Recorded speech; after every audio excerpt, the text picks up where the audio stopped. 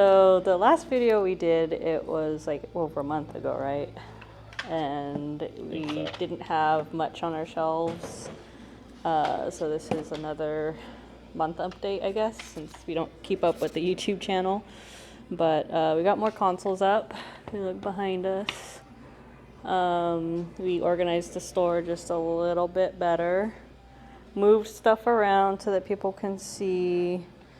Got a couple more racks, and then we maneuvered our shelves around so that we can put more stuff out. So they're pretty full for the most part. We're just still waiting for our back ordered shelves. We've been getting decent trade-ins since the last update. We reorganized these arcade machines over here. Reorganized the arcade machines. And working on a couple more shelves for the next couple weeks. So once we get our back ordered shelves, which is like 9 more, we're going to order 2 more of these so we can fill up this other empty space in the store. We also moved the Switch stuff in that back over there. The Switch. And we moved that. That was new. Yeah, so we noticed that moving the Switch games from where they were by the consoles over to that wall, and then moving some of the games from there to the big wall here, we've been getting more sales on Switch games. And I think people are seeming to want open Switch games more than new, which is not surprising. Because the minute I opened a few and just marked them down, $10, people were buying them. Like, for instance, Mario Kart, brand new one, 60. Someone would rather pay $45, $50 for one. So that strategy has been seeming to work. So we just kind of stuck with it. And now it's like we're kind of pivoting from wanting to sell new Switch games. It's just a lot harder to move. But we're finding all little different strategies from just being open and seeing what, people are more enticed to. So I think that's the cons or pros and cons of running a shop. You just kind of learn these things of what makes some people tick and how they operate. So. Because I know selling online, new stuff would sell really well, but in store, not so much. So kind of pivot off of that a little bit. So other than that, learning from some of our mistakes, we did get a resurfacer, which cost a couple $1,000. We got the Eco Surface Pro 2 or something like that. It's a very small one, so it does a basic. It gets rid of like surface scratches. So if you have like tough scratches on your discs, we're not going to be able to kind of fix that. So we're working on getting the more expensive one, which probably won't be for a couple years or a year unless we take out a loan, because those cost up to like what? Basically financing a car. Yeah, because those cost up to the much better ones that actually grind down like a layer of data on your discs is like around $15,000, which is definitely not where we're at this point, since we're barely getting some of these shelves in. But yeah, so we got our resurfacer. We're offering that as a basic service right now. Yeah, we're offering a service for resurfacing, and it'll be for 10 discs, it's $3. 5 discs, $3.50, and then anything less than 5 will be $4. So that'll be a new service that we offer. It's not guaranteed to make your games work, but it definitely will help, and it'll make them look better than what they did. We did get a couple games back. We have to life, got a couple games, so. back to life from what they were at. Like she mentioned, it's not like the more expensive machine that actually shaves off layers. It more so polishes it, but it definitely does work. So it's better than just leaving your disc scratched and them not working at all.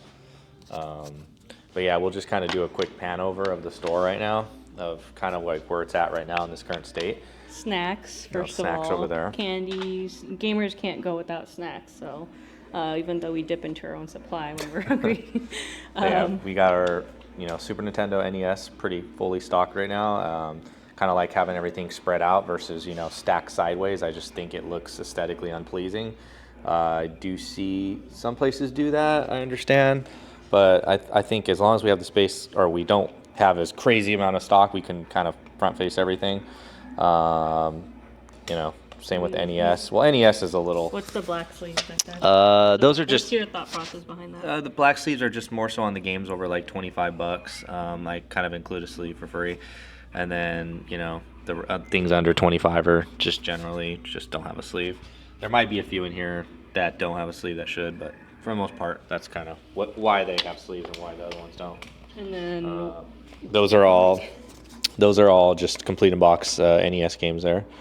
Really minty ones. And then what we do here is that we have a cover case for all these boxed ones so they don't get beat up. Beat up or Then crushed or whatever. we have our energy drinks. So if you guys have any suggestions on what you want us to stock, so we have a couple Monsters. We're running low on regular Red Bulls. There's my reflection there. We got sodas and of course waters for anybody that wants to come in for a water. Then we have our Xbox / Sega case, but we're gonna work on maybe separating those There's consoles. not too many Xbox games right Yeah. now that are really expensive. Well, there are, but just we don't have them. So we kind of figured just dedicating one glass row for Xbox and Xbox 360 seems to be the best spot for it because everywhere else is kind of full. Then we got our Dreamcast games, a nice little stack there. We got some import fighting games for Dreamcast, Japanese Dreamcast games. Capcom versus SNK. SNK, yeah. And then I think there's Power Stone in there too as well. A lot of Marvel vs. Sega. Capcom. And then these are more of the higher end Sega games on that top row. The bottom one's going to be a little bit more lower end. And then loose Sega down there. And then the complete in box cheaper Sega right there. I think the way I have it displayed in here, I'm pretty happy with how it looks. Kind of fills the case out good, and you can see everything very well. What's the colored dot system? What's your Oh, thoughts so behind if that? it has a I don't know yellow- if anyone can see it. If there's a yellow, like on Contra Hard Corps, that's going to have some sort of like cover art or manual damage. So the back has like a scratch to the barcode. So that's why there's a yellow dot, but it does have the manual. So that's why it doesn't have a red dot. The red dot signifies no manual. And so if there's a yellow and a red, then that means there's no manual and there's damage. But in this case, it's just no manual and then the damage on the Contra.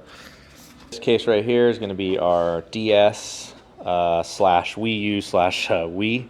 And then some PSA. slab PSA cards. It was filled out a lot more with DS games. We have actually been selling through our higher end DS games in the last couple of weeks. So we had a couple come in and buy a good amount. But right now, this is what we currently have. Pokemon, as always, just flies off the shelf, so we don't really have those in stock too often. Some Wii U, so this is just some of the stuff that are, for now, above 20 until we can get some more higher end. Yeah, I think if there's one Wii case in games. here, this is probably the one that's going to be moved around a lot. Once we get more higher end Wii games, a lot of these games that are between like 15 to 25 are not going to be in here. They're just in here now because I just want to have something in there to take the Wii spot. Loose Game Boy, DS, Game Boy Advance, Game Boy Color, and original Game Boy. And yeah. And then some box Game Boy games there. And on the bottom is going to be 3DS.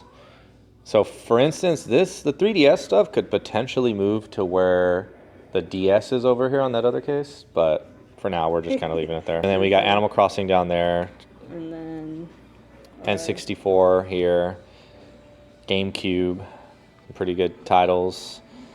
Right now I'd say this is nice. This is probably one of our better cases as far as like stock. We actually have a really good selection of GameCube and a really good selection of 64. We just got a nice, probably 20 game lot of 64 traded in. So this has pretty much no filler for the most part. Yeah, solid. And then over here, also another great case. Seems to be fan favorite, I would say. It's got PS1, PS2, PS3, PS4, and Vita. So it's our Sony case essentially, and PSP. Tried to fit everything in here. Probably could use a second case, but I think it's curated pretty well. For the most part, it's a lot of just high-end games in here, or sought-after games. And we have some loose stuff in here that we don't want to put out. That's a little more pricey. And yeah, that's a little walkthrough of the store. thanks for listening to our little rant. But have a good one, guys. All right, bye.